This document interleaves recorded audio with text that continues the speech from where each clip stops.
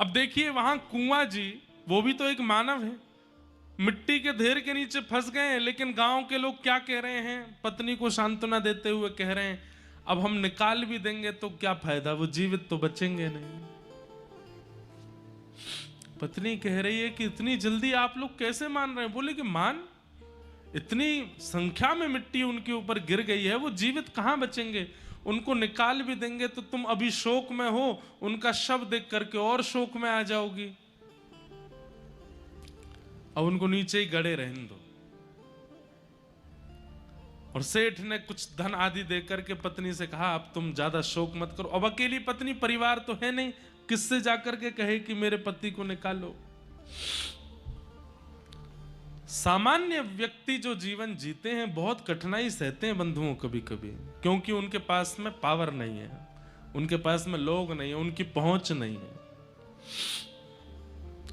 पर जिनकी संसार में किसी से पहुंच नहीं होती ना, उनकी रक्षा पर ठाकुर जी करते हैं। और ठाकुर जी तक पहुंच जिसकी होती है, पर संसार की पहुंच धरे रहे अपने पास। कुआ जी की पत्नी रोज ठाकुर जी से प्रार्थना करती, बोले नाथ मेरे पतिदेव आपका भजन करते थे और आपके जन, आपके संत, आपके भक्तों के लिए कर्जा लेकर के भोजन कराते थे कि संत भूखे ना चले जाएं, और अंत तो गत्वा क्या दिया, मेरे पति का ऐसे इस प्रकार निर्मम तरीके से उनकी हत्या हो गई, और यहां तक कि आज मेरा कहने को कोई नहीं संसार में जो उनके शव को निकाल सके मिट्टी के भीतर से।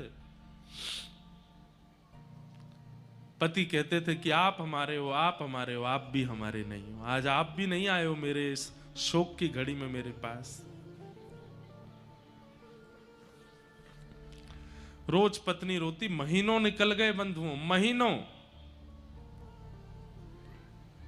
पत्नी रोज जाती और उस टीले पर जो धस चुका था वहां जाकर के प्रणाम करती, वहीं बैठी बैठी रोती रहती।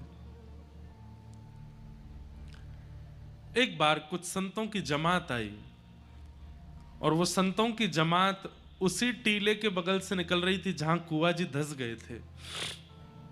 वहां उन्होंने अच्छी व्यवस्था जान वहां बैठ करके अपने प्रसाद आदि खोल करके पोटलियों से पाना प्रारंभ किया।